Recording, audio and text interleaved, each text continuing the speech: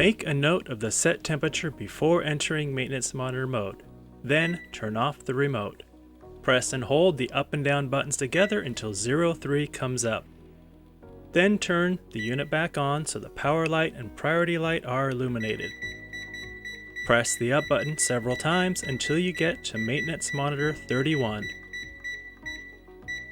Here we see the water temperature sitting at the outlet, in this case 77 degrees.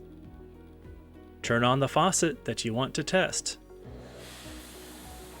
The burner light will turn on once the unit has fired up, and we'll see the water temperature start to increase.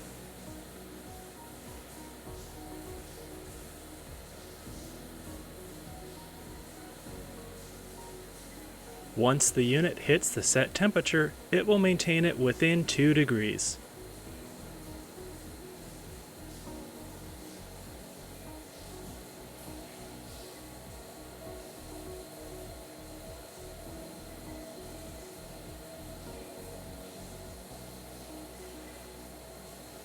After verifying the unit has hit set temperature with the given faucet, you can turn off that faucet.